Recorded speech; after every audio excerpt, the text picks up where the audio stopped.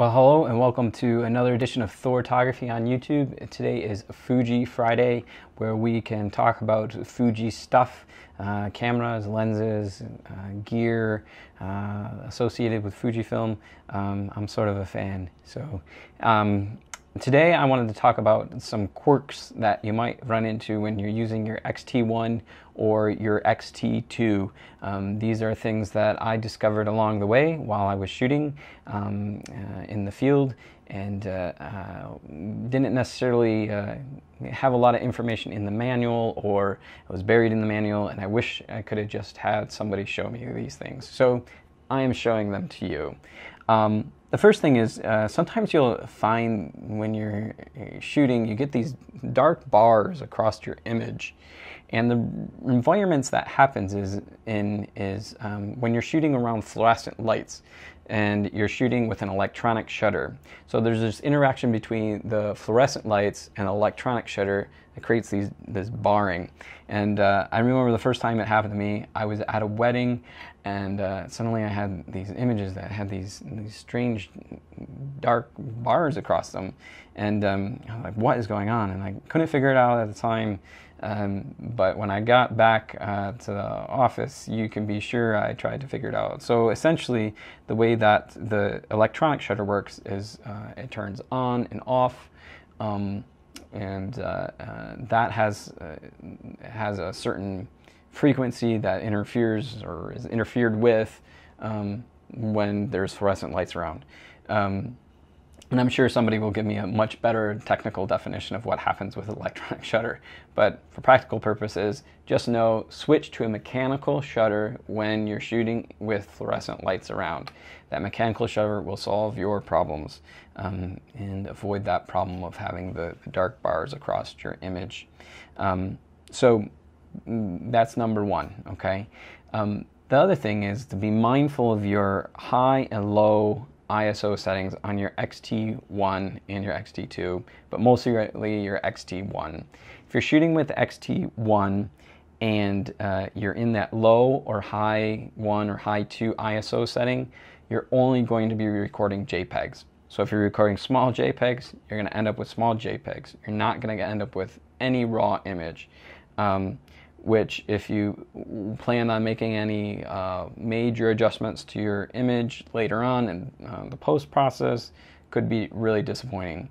So just be mindful that if you're in those settings, you're only recording in JPEG when you're using the XT1.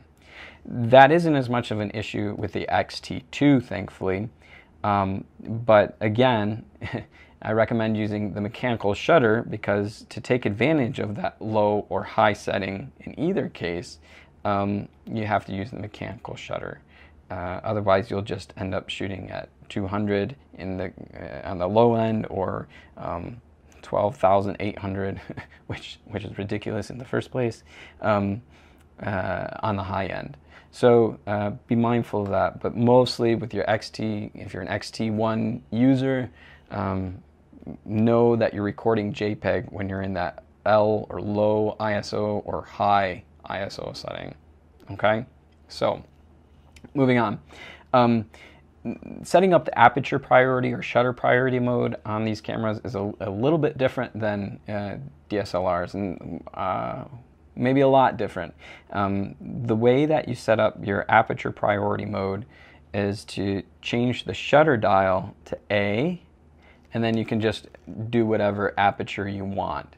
To set up the shutter priority mode, you do the opposite. So you set your lens ring to A, and then you can adjust your shutter speed to whatever you want. To put it in a program mode, to let your camera do all that thinking, you set them both to A, and that'll get the job done for you. But it's a little different than DSLRs, where you just switch one button or one dial to get into those modes. So that's something that's easier shown than read about there. So the next thing that I just want to touch on briefly is you can use the shutter, or you can adjust the shutter speed using the front command dial. If you set your shutter dial to T, and in your menu option you set your command dials so that you're using that front dial. That's helpful if that's, you know, easier or is just a different way of shooting. If you want to have this little motion instead of switching the dial up top, you know, or making that adjustment, it's just how you hold your camera or how you work. But that's a little trick that I was taught, and I'm so glad that somebody showed it to me, because I wouldn't have ever figured it out on my own, and I do use that on occasion. So lastly, I just want to touch on briefly this ADV thing. It's advanced filter. It's on your drive dial, both the XT1 and XT2, and I won't get into the advanced filter setup or things like that, but essentially it changes the way that your images look by putting an artificial filter in there. And it can be problematic if you turn your dial by mistake and you end up in this mode and you can't figure it out, like I did.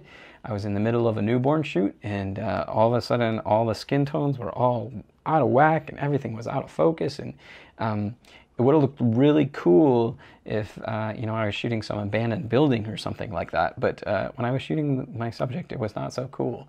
I reset my camera and everything, but I figured out it was I had switched the command dial to ADV.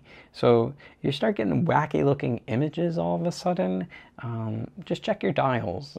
Make sure that that's in the position that you want, so that you don't run into that problem. So hopefully, you know, this video can come back to mind when you start getting those bars across your images. You're like, oh, fluorescent lights, I need to switch to a mechanical shutter. Or if you're shooting in low ISO, you're like, oh yeah, this is JPEG. I got to remember this is JPEG. Don't forget. Don't expect RAW when I'm shooting with my XT1. Setting up the aperture and priority and shutter priority and program modes. Hopefully that a little bit of a demonstration just says, oh, sets off a light bulb. And then the shutter speed, using that T, if that's the style or way that you like to work with that command dial, that's possible. And then just being thoughtful about where your drive setting is with that advanced filter, if you end up getting wacky looking images. So thank you for tuning into this episode of Thortography on YouTube and this Fuji Friday, and come back again before Friday if you want to, but if you come back next Friday we'll have more Fuji talk. We'll be going over some other things, but if it was helpful, subscribe and invite a friend or share it, and I look forward to having you along for the ride. Thanks for tuning in and listening.